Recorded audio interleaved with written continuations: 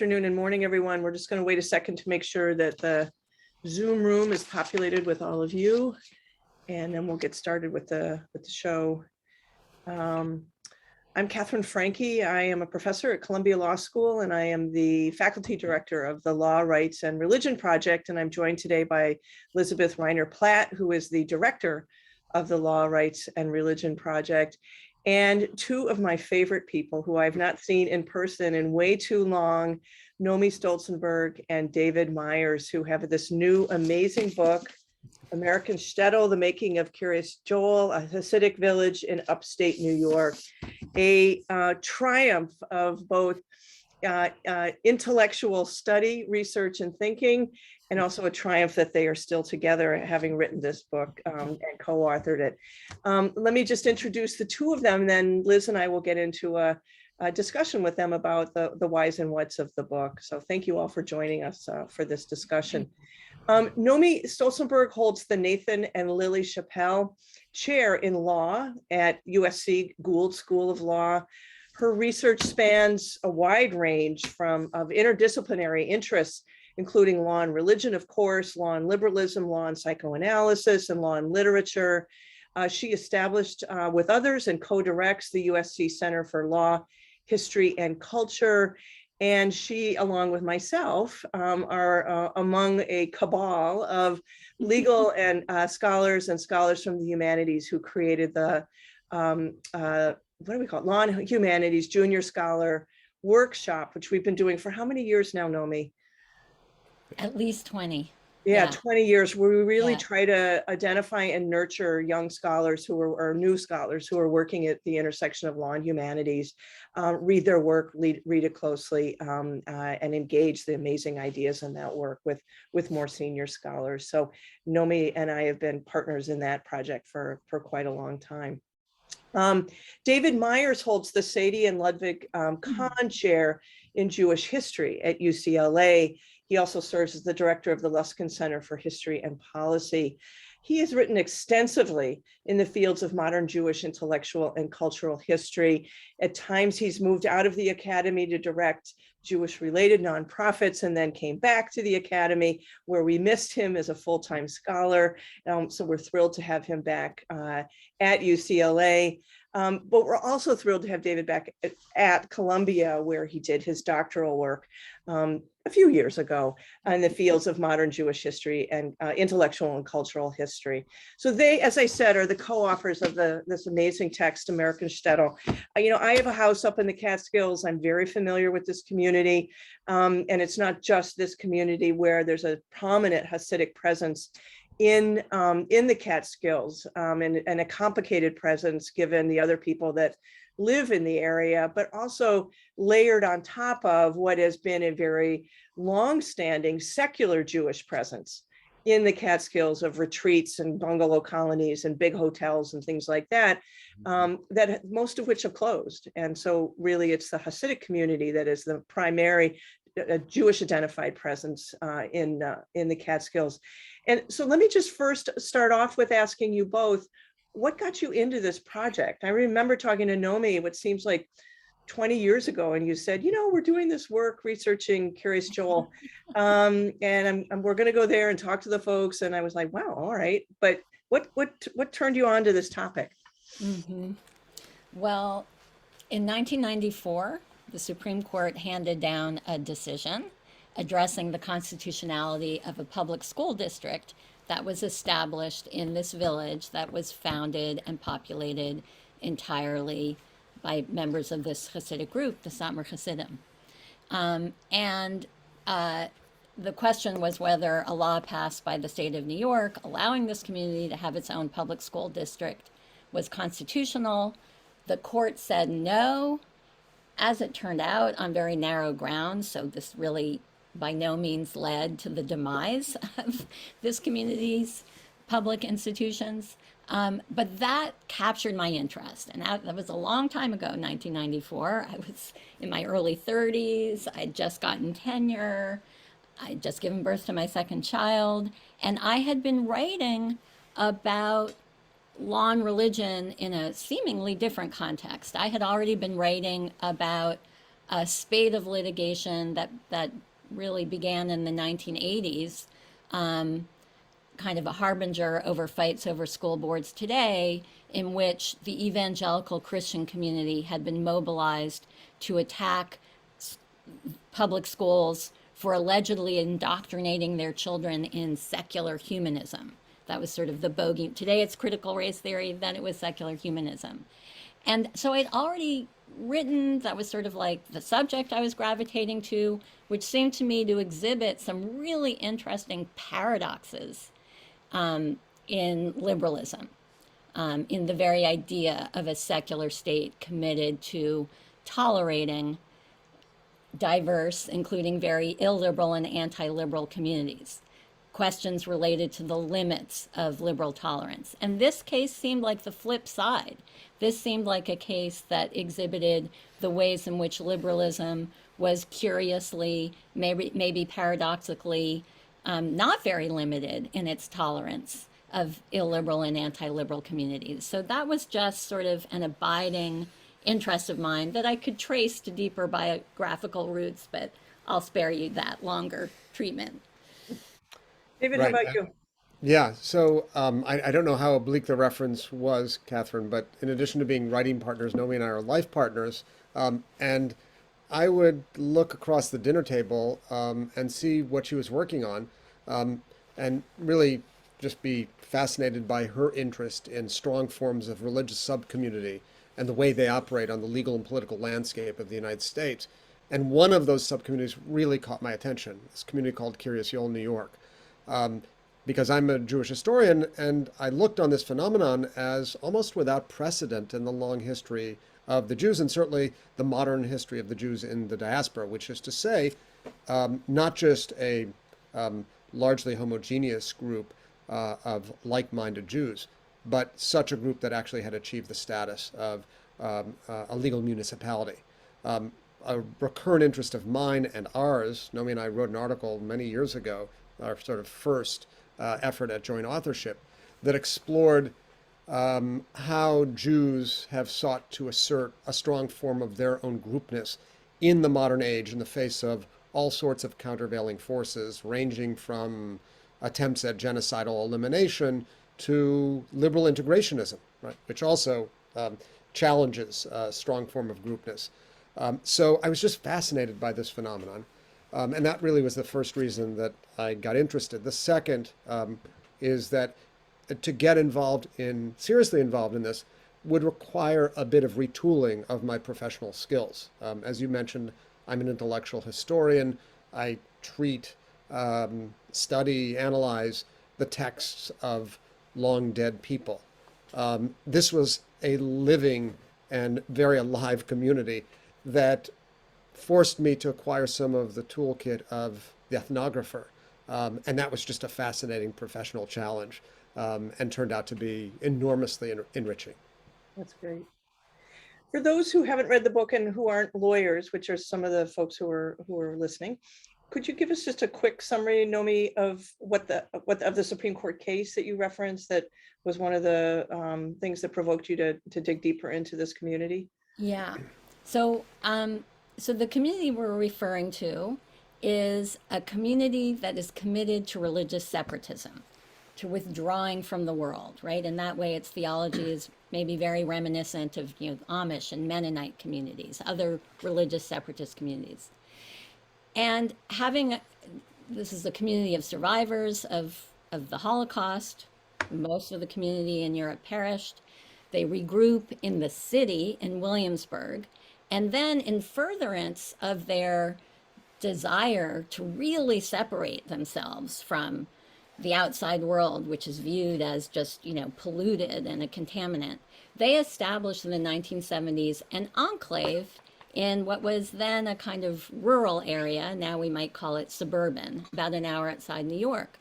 And in the first instance, it's just a private enclave. It's just, a residential neighborhood of a pre-existing town.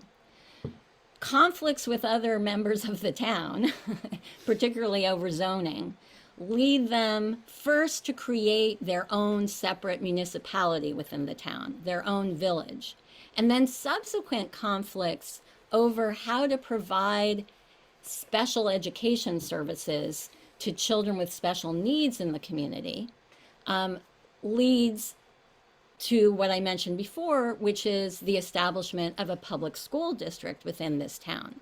For the most part, this is a community that completely eschews public schools. They're not interested in sending. The boys go to yeshivas, the girls go to religious schools, but children with special needs by law are not just entitled to publicly funded services administered by public school districts. That's a mandate. And so there was a dilemma that led to the creation of a school district within the village. The dilemma being, from the standpoint of the Satmar community, they wanted these children to receive these services, but they didn't want to have to send their children out of the community into the integrated public schools. And remember, these are children with special needs whose primary and sometimes only language is Yiddish. And, you know, they didn't want their children to be mixed in with other people. And so the question was not whether the public school district itself is inherently unconstitutional, but rather whether the fact that the state legislature of New York had passed a special law, and that's it, we distinguish special laws from general laws. It was a law that singled out the community by name, not in terms of its religion. It did not single out the Satmars by name or Hasidic Jews by name. It singled out the village of Kiryas Joel by name and said that it had the power to establish its own school district. There were two different theories according to which that law might be unconstitutional. According to what turned out to be a passé theory, it's not constitutional for the powers of government, right? The power to operate and run a public school district. These are delegated powers of the state, to delegate those powers to a religious community and let the community exercise the powers of the state. That's a kind of fusion of religion and government that is prohibited by the principle of separation of church and state, embodied in the Establishment Clause of the First Amendment. That was a theory that had pretty widespread support on the Supreme Court and in our culture generally, basically between the late 40s and time was running out by 1990 when this law was passed. It was really being thrust aside by people who opposed the idea that the Establishment Clause should be interpreted as embodying a principle of strict separation between church and state. And that interpretation of the Establishment Clause was being replaced by what we call the principle of neutrality, which itself can be interpreted in different ways. So this was a very specific understanding of the principle of neutrality, according to which the problem with a law like the one challenged here is that it singles out one and only one religious community and bestows upon them a benefit, a privilege, here the very considerable legal privilege of being able to operate their own school district, that isn't being bestowed on other similar communities with similar needs. And that was the theory that carried the day, right? Which ultimately, and the Supreme Court was quite explicit in saying, we are not saying that the Establishment Clause prohibits religiously homogeneous communities from having their own public school districts or their own local governments. Absolutely not. There's nothing wrong with that, so long as every similarly situated, separatist religious community has the same opportunity to have its own municipal institutions. And that was really the theory that carried the day. Great. So I'm going to hand it off to Liz Platt, but I will also say to those of you online that if you've got questions, please put them in a Q&A function below on the bottom right of your screen. And we'll get to as many of your questions as we can. Liz. Sure. So, you talk about this kind of move from a strict separation model to a more neutrality model. And I wonder if you could speak to, KJ, of course, is not the only, a religiously insular community that is springing up over the past few decades. We have groups like the Rajneeshis, fundamentalist LDS sects. I wonder if you could speak to what role you think the fact that KJ was the face of this lawsuit played in that move towards the neutrality framework. In other words, do you think this was purely a matter of just a change in the law, or do you think the identity of the Satmars kind of may have played a role in the court's approach? Yeah. Go ahead. Yes and no. I think undoubtedly the fact that this was not a community like the Rajneeshis, which in roughly the same time period as the Satmars did, created their own separate municipality. It was called the City of Rajneeshpuram. And in a case that never made its way to the United States Supreme Court, but a lower court in the federal system declared the Rajneeshi city to be unconstitutional. And in the same time period, not only do you have, this is a period of a lot of separatist municipality building, not only on the part of religiously identified communities. This is a period of time in which predominantly African-American neighborhood in South Roxbury, a residents of Boston, seeks via a petition to establish its own city, which would have been called the City of Mandela, but it failed. So undoubtedly, I think you're raising the question of whether there are biases, and the justices on the court were more sympathetic to this Jewish community than they would have been if it had been, say, a Muslim community or an African-American community or the Rajneeshis. I think there's no doubt, and certainly conservative Christian advocacy organizations who very excitedly, once the Satmar case was on its way to the Supreme Court, intervened by filing amicus briefs. They calculated that this was a really sympathetic face for the project of religious separatism. So I do think that played a role, but that said, I don't think it was the only or even decisive role. This principle of neutrality, I used to call this a Me Too principle before that term acquired a different meaning. It's, if secular folks have something, we get it too. If one religious community gets it, we get it too. That version, that idea that that's what equality means, it was already gaining ascendance. And I don't think, if it had been a case addressing the constitutionality of the city of Rajneesh, I don't think that court then, and all the more so this court now, would have been induced to give up the neutrality principle. And without giving up that neutrality principle, one would be hard put not to use it to defend the constitutionality of the city of Rajneesh. Liz, if I may, I just want to add a bit of historical perspective, as is my wont, to this question about the fusion of religion and politics, because it's important to understanding our framing of the book, which is an American Shtetl. This is a decidedly American phenomenon. And we argue that Kiryas Joel actually exists within a long tradition of strong forms of particularly religious subcommunity finding their place on the soil of the United States, and even before that. And very often, or often enough, not just finding their place, but making their way to some form of political control. And the story really can extend back to the arrival of the first European settlers in the United States, or at least amongst the first, the Puritans, who through one of their most important leaders, John Winthrop, developed this notion of creating a city on the hill that would be, in essence, really a merger of the temporal and spiritual aspirations of the community.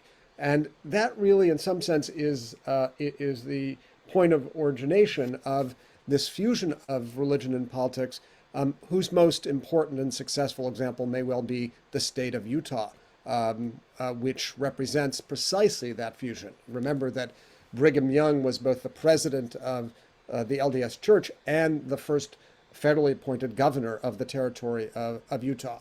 And we can point to other examples. Breakaway groups from the LDS Church established their own municipalities in the early 20th century in Hillsdale, Colorado, and Colorado City, Arizona. So we know of examples in which we see this fusion. In fact, there was a Hasidic group that preceded Kiryas Joel in creating its own village in Rockland County, New York. A group of Skver Hasidim, another group of Hasidic Jews, moved out as part of their quest to create a spiritual enclave and the great American white suburban move of the 1950s. They moved out to Rockland County from New York City in 1954, and for reasons very similar to those which led to the creation of Kiryas Joel, which is to say, ferocious debates and rifts over zoning regulations with village officials, town officials. That group of Sfer Hasidim created in 1961 the village of New Square. In some sense, a trial run for what would occur 16 years later with a different group of Hasidic Jews with, in some sense, a more imperial vision of expanding their presence. So there is this long trajectory that we think makes this phenomenon a decidedly American one. I'm gonna try to pull together two threads from what you both said, picking up on the relationship with the Christian right and also this idea of a distinctly American phenomenon. So certainly we've seen kind of the exportation of Christian right theology, but also concepts of religious liberty and law being exported abroad, massive amounts of funding and litigation happening internationally by the Christian right. I wonder if you have seen any change to the way Hasidic villages are structured abroad, either related or just generally. I know that they're in Mexico City. There was recently a founding of a Hasidic village called the City of Torah. I know nothing about it. I just read about a very quick article about it. So forgive me if it's completely different, but I would love you to do maybe a comparison between KJ and what Hasidic communities look like abroad, and particularly if you see any change. Yeah, KJ is a notable phenomenon in the Hasidic and more broadly traditionalist or ultra-Orthodox Haredi world. It's seen as sort of a remarkably successful example of marshaling the levers of political power to advance the interests of a community. And it is notable throughout. We should just perhaps add that there are two models in the United States of how to go about the task of preserving the integrity of your way of life from the Hasidic or Haredi perspective. There's the way of KJ, which is to establish a self-contained, self-standing municipality.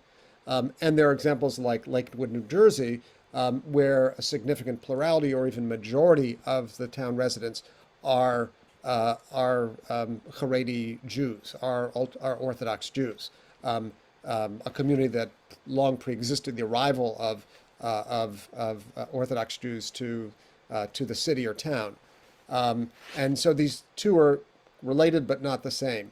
And what we see elsewhere, for example, there's a group of Satmar Hasidim who've decided to leave London and establish a neighborhood in a place called Canvey Island, about 40 miles from London.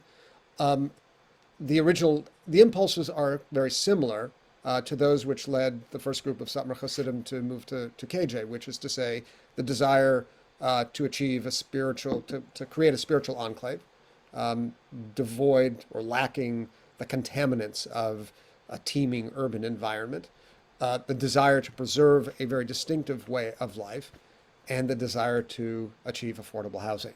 And that's really a key driver behind the creation of the enclave in Canvey Island, as well as the new effort to create a self-contained enclave in Mexico, about 75 miles outside of Mexico City, in this experiment called City of Torah, Ciudad de la Torah. The chief driver here is really the cost of living. And the comparators are very interesting. It's actually not KJ, but Lakewood, where a house to contain a family, and remember that for Haredi and Hasidic families, family size can easily range from 6 to 15 children. So buying a house has to account for that very significant size. The comparator in the advertisements for City of Torah were to Lakewood, where a house can cost $1 million, whereas in this new neighborhood or enclave being established, somewhere between $150,000 and $250,000. What I would say is that KJ does send out a message, does radiate a message about the possibilities of political empowerment for Jews who, and here I'm speaking of Haredi and Hasidic Jews, for whom the characteristic political attitude towards the state has been one of extreme deference, consistent with an ancient legal principle called Dina di Malchuta Dina, the law of the kingdom is the law. You are beholden while in the diaspora, while in a state of exile, to adhere to the to submit to the laws of the state. And one of the things that KJ demonstrates is a kind of variation on that theme. Not outright defiance, perhaps until most recent times, but rather a commitment to use all the instrumentalities of power available, not simply because they exist, but because we too are entitled. And I think that message is making its way out into the global Haredi and Hasidic community, which you very rightly called attention to. And the first experiments we're seeing to create new neighborhoods aren't calling for incorporation, but that could well proceed as a second step. But just to add to that, Liz, just you asked two things. One is sort of how do communities like Kiryas Joel compare to what appear to be similar communities, insular religious communities that at the very least have been able to establish their own private enclaves and maybe in some instances their own sort of local governments. How does the American experience with that compare to countries outside of America? And you also asked, what is the role of this highly mobilized network of international conservative Christian activism? Is that playing any role in experiences outside of the United States? And those are two separate things. When comparing the American experience to other countries, one really important distinction to keep in mind is the difference between what we call a bottom-up approach to the formation of these kinds of insular enclaves, whether that includes municipal incorporation or not, and top-down approaches. Historically, outside of the United States, this was really forbidden by the Establishment Clause, and that's one of the really distinctive things about the American experience. But outside of the United States, in Europe, in the Ottoman Empire, across the world, it was commonplace for what we call top-down modes of creating communities of this sort to take place. That top-down because that's a method of creating, to some degree, politically empowered religious communities by virtue of, first of all, they're officially recognized. There's an officially recognized community, and there are officially recognized leaders of the community. We were just talking about England. I mean, still today in England, there's the state, right? Of course, if you're not officially recognized, none of this is going to happen. Um, Official recognition might or might not be accompanied by grants of territory to the officially recognized and favored community, might or might not be accompanied with grants of maybe limited jurisdiction over people within the community. That was a commonplace method of creating politically empowered, something that looks like Kiryas Joel. It, no Jewish community, no Shtetl in Europe ever received, its own local government. You had to be favored. In the United States, David referred to the Mormon experience, the creation of Utah, to other examples. There, what we see is what we call a bottom-up approach. It's really a private pathway. It's through the exercise of the rights of private property and contract, by buying and purchasing property. If you have the means to do so, it is possible for a community to segregate itself, to engage in residential segregation, and then transform that through the mechanisms of local democracy into a municipal incorporation. So that's one of the key differences. And that has nothing to do with what's going on today in terms of the activism of these sort of international conservative Christian networks. What is the case is that this community, as David was alluding to, I think plays a very significant role in the conservative Christian imagination, right? As a kind of exemplar, in much the same way that the state of Israel plays a role in the conservative Christian imagination. So, popular books like Rod Dreher's The Benedict Option, which is a sort of conservative Christian exhortation to Christians, basically to do what the Satmars are doing, to do what Hasidic Jews are doing. And as I recall, I don't think it refers to Kiryas Joel by name, but there's an entire chapter describing a community that answers, right, a Jewish community, and sort of upholding this as a model that conservative Christians should follow. Yeah, if I may add, although you asked, Liz, about sort of the international exportation, it's really important to note, and it's really important for our story, that the rise of KJ coincides with the rise of a very powerful new Christian political movement. The moral majority takes rise formally 2 years after the creation of Kiryas Joel, and you can really trace in parallel the arcs of these two developments, the arc of development of Kiryas Joel and the arc of development of the Christian political right. At earlier stages, I'd say there was a marriage of convenience and really a kind of ethos of opportunism, where each side might draw on the other. The Christian right was certainly interested in this experiment in a public religious sphere, and drew its substantial legal resources to support that proposition. And KJ and Kind saw this as sort of an alliance worth pursuing for very pragmatic reasons. What we have been struck by in recent years is the possible, and we emphasize possible, transition of that marriage of convenience into something closer to an ideological affinity, whereby the common theme, the common source of battle was really the idea of religious liberties, reflecting on the part of Kiryas Joel a high degree of what we call unwitting assimilation, right, of an American, decidedly American legal and political discourse. So we're really interested.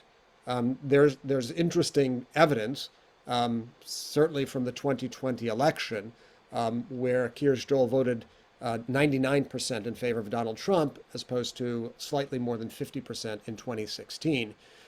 There's reason to believe that marriage of convenience has become more of an ideological affinity between Haredi Jews and the Christian right. But we don't want to rush to judgment, because there are deep roots to transactional pragmatism in the politics of KJ. But these two arcs, we can say, as an historical matter, really have moved in parallel. And that's a really interesting and important feature of the growth of the community. This is exactly what I was wanting to ask you to say a little bit more about, David, because in the book there on the same page you'll talk about the instrumental pragmatism of the community, and departing from norms that you described also earlier, of feeling that in exile one, or in the diaspora, one should be following the law, the local law. You'll say it in Hebrew or Yiddish, and I can't.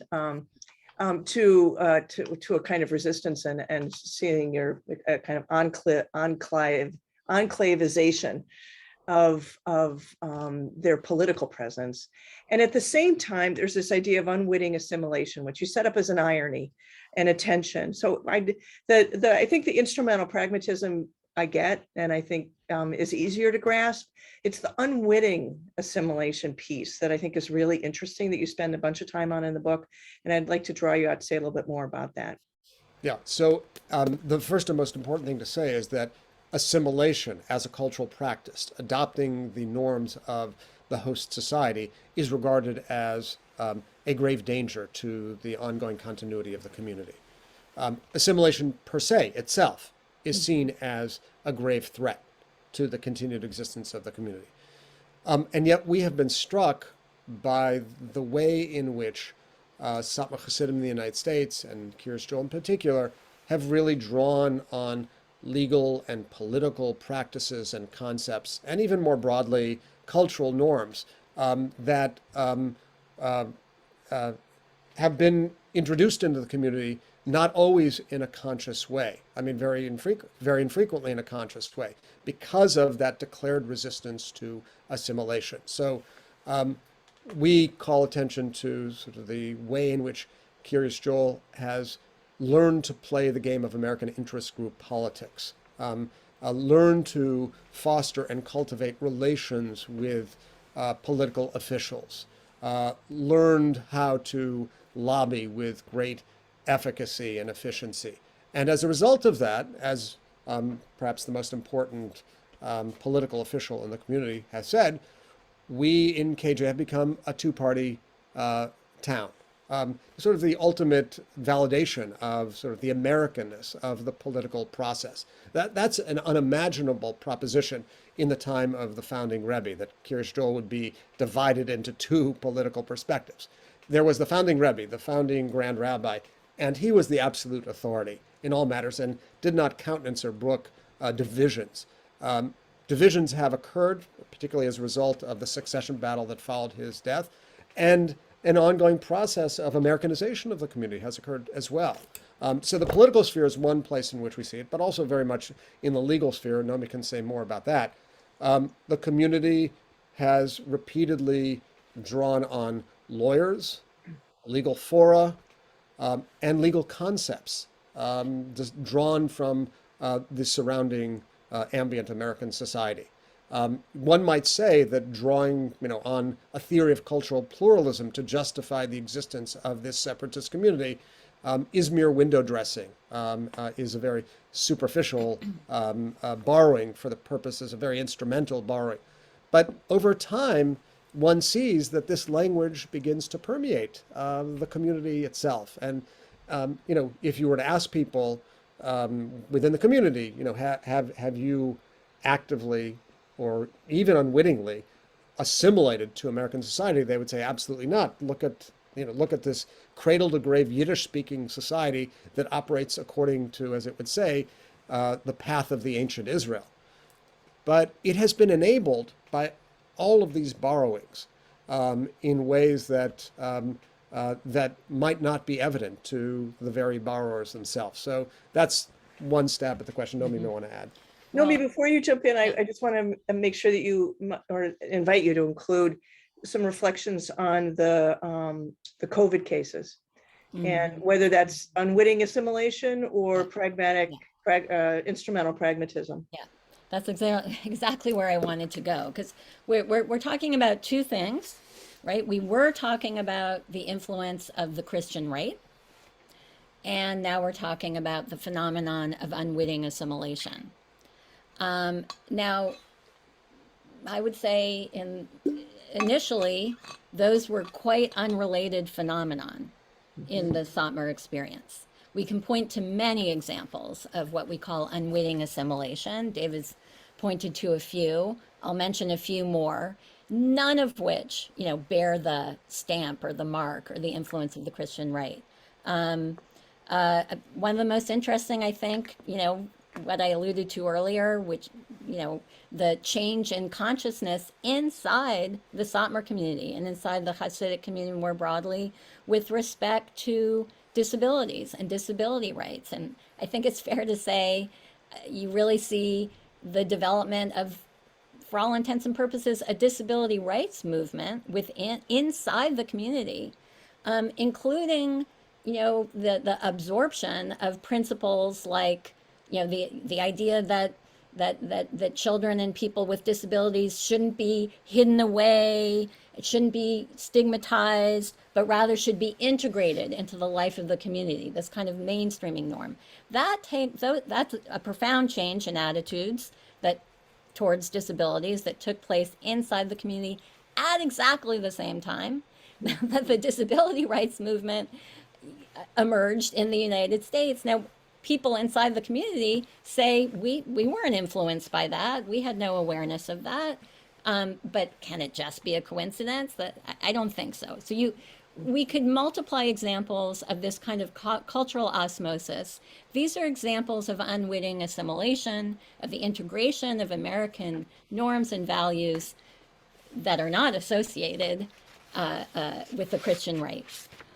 And indeed, up until a few years ago, even though, as we have said, the Satmars benefited from changes in the way that the First Amendment was interpreted, that were being promoted by the Christian right, although it's also important to say that the principle of neutrality also had deep support amongst liberals.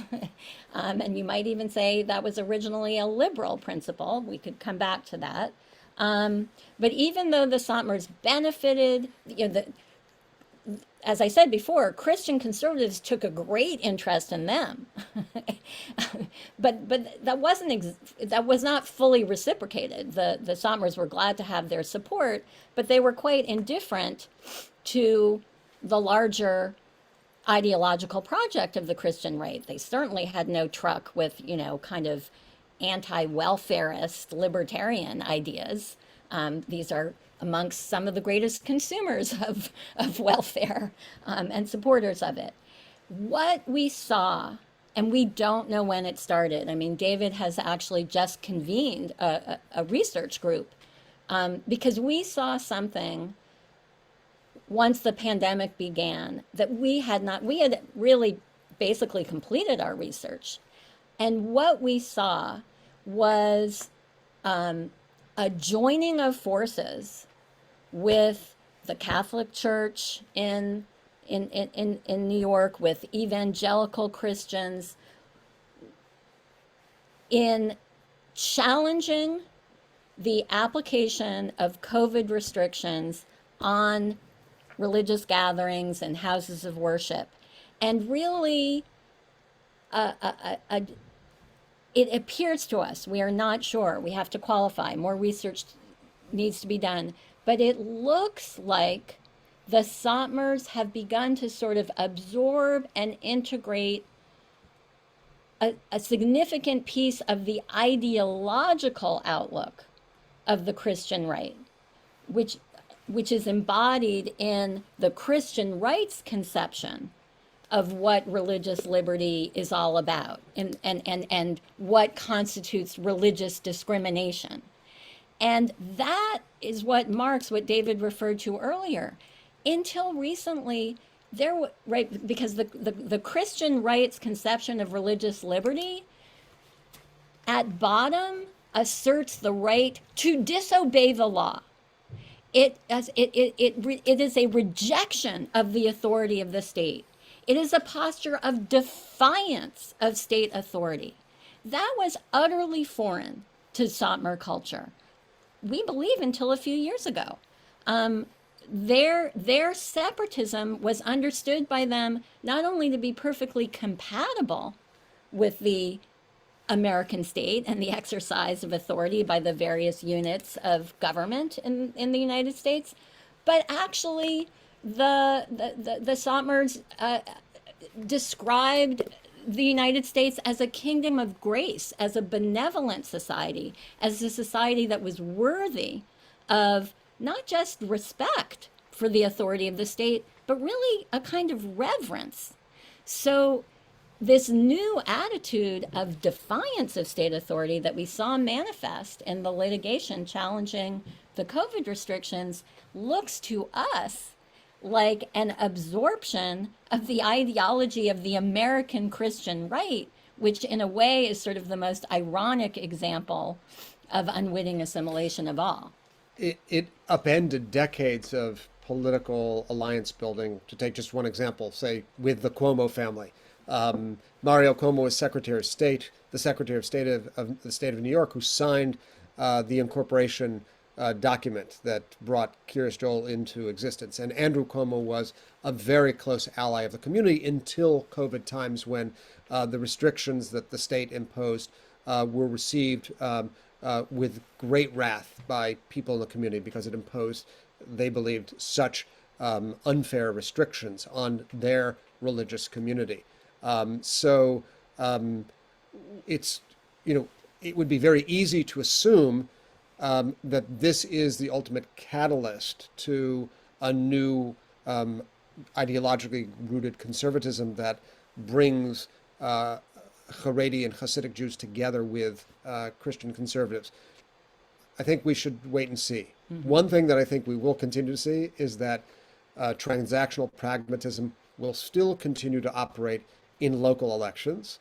Mm-hmm. And it may be that the manifestation of that ideological conservatism will be reserved for presidential elections, which in some sense in these communities are less significant in sort of shaping mm-hmm. daily life than the local elections. So we may see a divide. In any event, we saw new phenomena in 2020, and I think it would be foolhardy to rush to overarching conclusions, but at the same time, it would be foolhardy to avoid further research on the matter. Yeah. I'm sure Andrew Cuomo wishes that the anger of the Hasidic community was the only anger he's having directed towards him. Those were the days. See another instance of unwitting assimilation. There you go. There you go. But I really will look forward to seeing what you learn by looking at what these where these are actual alliances or unwitting mm-hmm. Kind of absorption of these norms. I'm going to pass it back to Liz. This is also interesting, but I do want to make sure we have time for audience questions. So I'm going to do another pitch to folks to please drop your questions in the Q&A. And I will, we do have one so far. Someone asked about the school board battles that happened in East Ramapo and whether there has been any similar disputes in KJ. Mm-hmm.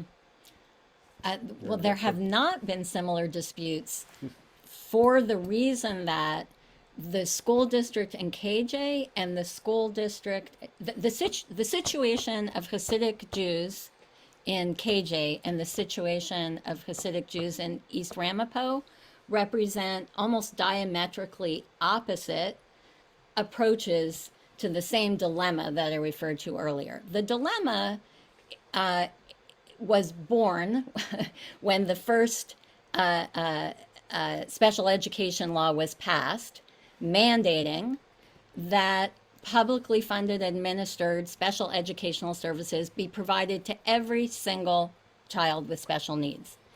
And that's a federal mandate that is then delegated to the states, which in turn delegate it down to be implemented by local or regional school districts. That means that every school district has the obligation to provide special educational services to every single student, first of all, to identify every single student within its jurisdiction with special needs and provide them with appropriate individually tailored services, regardless of whether the children go to school. And from the moment that law was passed, the question arose, well, but is it a violation of the Establishment Clause and the principle of separation of church and state for the for public school districts to provide these services to children who are inside public school, inside parochial schools, private schools. Some people thought yes, some people thought no. The court really flip-flopped on that question. The problem was, if you said it is unconstitutional, then that would seem to imply that all children with special needs are obligated to attend public school, right? That parents do not have the right to send children with special needs to private schools. That violates other constitutional principles that maintain that parents have the, that it's unconstitutional to compel parents to send their children to public school, and that parents have the right to send their children, to give them a religious education if they so choose. And it would seem particularly perverse if that principle stood for all children except for children with special needs. Okay, so that's important to understand, because a lot of times people think that the mere provision of a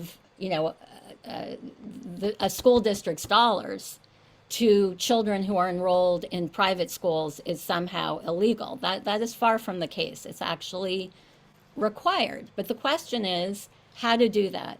In Kiryas Joel, what the community did is it completely separated itself from everyone else. So they're not they're not vying with the rest of the community for control over the school board. There's no contest between the Satmars and other populations over the distribution of the school district's funds. That's precisely what was achieved by allowing the community to withdraw from the regional school district and establish its own separate school district. The situation in East Ramapo is just the opposite. Here you have many Orthodox and ultra-Orthodox Jews who have settled in a community outside, but they did not. They have settled amongst other people, people of other ethnicities and races and religions. They are part of the same jurisdiction. They are part of the same town. They're part of the same school district.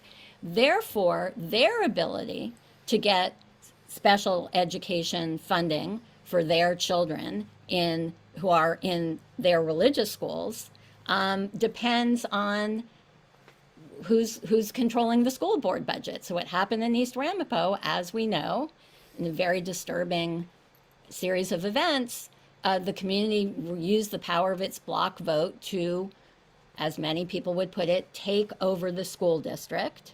And so they became in charge of the allocation of funding, and they allocated much more funds to support special educational services for children in parochial schools, in particular their parochial schools, leaving much less funds to go to the budget to provide for the educational needs of children in the public schools.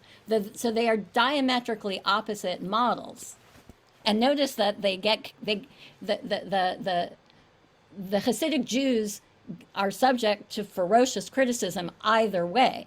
They're either condemned for taking over a school district, or they are condemned for separating themselves from everyone else. I just add a small point related to the realm of education to go back to the earlier question, Catherine's earlier question, because education is also another area in which we see an alliance amongst different conservative religious groups, especially in the state of New York, especially over the demand being heard now that private schools within the state adhere to what are called substantial equivalency requirements. That private schools, be they yeshivas or Catholic parochial schools or Protestant evangelical schools, all adhere to a certain minimal level of instruction in secular studies. This has been a battle that has been waged in no small part by exiters from those who have left Haredi or Hasidic communities, and it has been fought by a coalition of traditionalist Orthodox Jews, the Catholic Church, and Protestant conservatives. Another iteration of that alliance in a domain of extraordinary significance to these communities.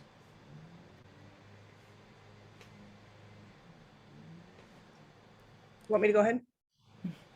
Okay, so we don't have a ton of time left, but I have an enormous question. So please forgive me, just figure out how you want to tip into this question. So, one of the things that you argue so provocatively and interestingly is that Kiryas Joel is such a quintessential American, both story and town, as American as apple pie. And the relationship of enclave and homogeneity to religious liberty is so much obviously what the book is about. At the same time, race-based residential segregation is also a quintessential American story, as American as apple pie. And there are many moments where you connect the dots between both racial equality and religion-based equality, constitutional norms that relate to Black people and to Jews. But I'd like to invite you to say a little bit more just now about the both parallels and differences between the way in which an equality norm has supposedly addressed de jure racial segregation, but not at all. Actually has done almost nothing in terms of dismantling race-based segregation intentionally undertaken by the state, and a religious liberty norm has done the job of protecting a race, religion, cultural community as a good thing. And then this is that's already an enormous question, but the last piece is that now the Supreme Court has found an equality principle, just lifted up a stone and found an equality principle in the First Amendment's religious liberty doctrine that is in the LGBT cases and the COVID cases that has really expanded religious liberty. So now the equality and religious liberty doctrines are kind of wedded in a new way in this new jurisprudence over the last year or so. So I just want you to reflect on what you argue in the book, but also just generally what you think about these two very American stories of race-based segregation and voluntary religious faith-based cultural segregation. It's such an important question, and the answer to which is very multi-layered. So I'll only hint at a few layers. First of all, you appropriately emphasized at the end of your comments, voluntary, right? The idea that at least for religious communities, the segregation is self-segregation. It's voluntary segregation. And that's another way of referring to what I called earlier a bottom-up approach, right? The state isn't mandating that Jews live in this one, the Pale of Settlement or or the ghetto. The state doesn't mandate where people live on the basis of their religion, right? But if people want to live with their own kind, that's totally fine.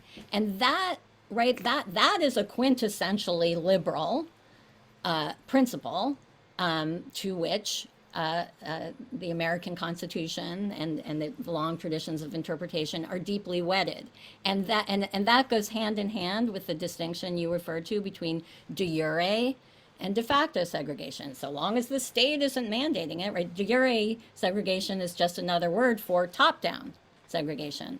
But if it's de facto, if it's de jure, if it's just happening by people exercising their own private choice about where they want to reside and where they want to buy property and to whom they want to sell, and if they only want to sell it to their own kind, that's fine. That distinction, right, between de jure and de facto segregation, which we know has played such a troubling role, really thwarting attempts to dismantle de jure race-based segregation, is attached to the principle of neutrality that I referred to earlier. They're deeply linked because the whole idea, which was really crystallized in Kiryas Joel, was so long as the state isn't dictating that only people of the same religion can live within the boundaries of a political unit, there's nothing wrong with that. Okay, so that idea, that same idea that has enabled residential racial segregation to persist, which in turn has been the chief engine of allowing the reproduction of racial forms of material inequality and unequal access to education and employment and so on and so forth. It's the very same processes that have enabled religious communities to form their own separate enclaves and then turn them into political municipalities. So they are deeply linked. That said, one of the things that makes the Satmars so interesting is they occupy a very ambiguous place racially. In certain times and places, the position they occupy is more akin to a racial or racialized minority. Certainly when they first sought to enter into these, before they had succeeded in establishing their enclaves, they were subject to the kind of exclusionary zoning that poor and minority communities were subject to. So sometimes the Satmars sort of occupy the place of the excluded, and sometimes they occupy the place of the excluder, and sometimes they enjoy the privileges of whiteness, and sometimes they forfeit the privileges and even the identity of whiteness. That was really more so earlier in the history. And I think part of what we might be seeing in terms of this new ideological evolution, perhaps, might be a kind of claiming of white identity, but that remains to be seen. It's complicated, but a really, really important part of the story. So will you come back and we can talk more? Sure. Can we come in person next time? Please. We would love it. We would love to be able to do it next in person. We would love to return. Yeah. Thank you so much for this book and for the discussion. We've just scratched the surface of the many really, really deep ideas in the book. And we've dropped in the chat how you can order the book with a discount code. I really encourage everybody to read it. It's both a ethnography of this community, but it's really a rich reading of American culture and rights in ways that are just incredibly interesting and profound. Thank you for writing it. Thank you for being with us. Liz and I and the Law, Rights, and Religion Project are just so thankful that you made the time to talk to us and to our audience. So be well, stay safe. Next time in person. Thank you. Thank you, Katherine and Liz. Bye-bye.